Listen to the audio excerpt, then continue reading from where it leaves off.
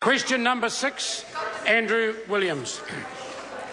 Thank you, Mr Speaker. To the Minister of Conservation, has he received any reports on the environmental impact of seismic surveying in the New Zealand Exclusive Economic Zone? Mr Speaker. Honourable Dr Nick Smith. Mr Speaker, my responsibilities as Conservation Minister relate to the protection of marine mammals, and I have received reports on improving the management of the environmental impacts of seismic surveys.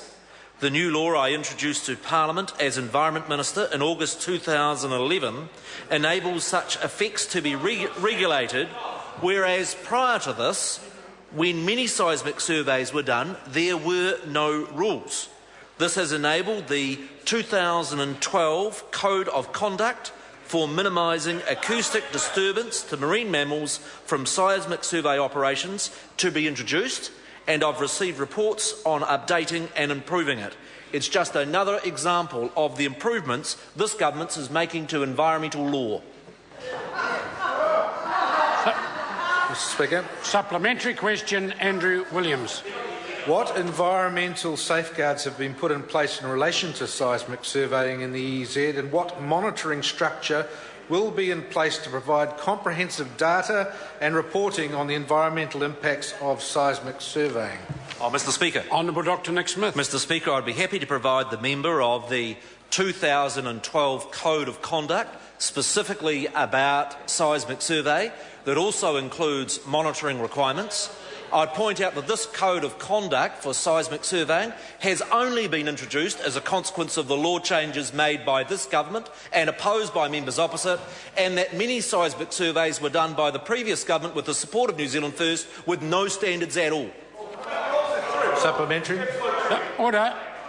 Supplementary question, Andrew Williams. Supplementary to the Minister. What information does he have on any adverse effects on marine wildlife as a result of seismic surveying? Mr Speaker. Honourable Dr Nick Smith. Mr Speaker, the key issue in respect of seismic surveys for marine mammals is the effects of the acoustic disturbance. That is where the government has done a huge amount of work. That's why that Code of Conduct was introduced last year. That's why it's being updated this year, and that's why this government has such a proud record of improved environmental regulation.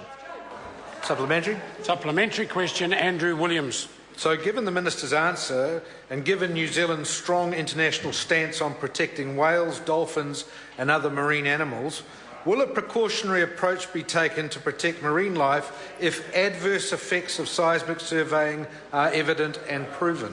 Mr Speaker. Honourable Dr Nick Smith. Mr Speaker, the 2012 Code of Conduct for minimising the acoustic disturbance of marine mammals, including whales, is world's best practice around managing these risks.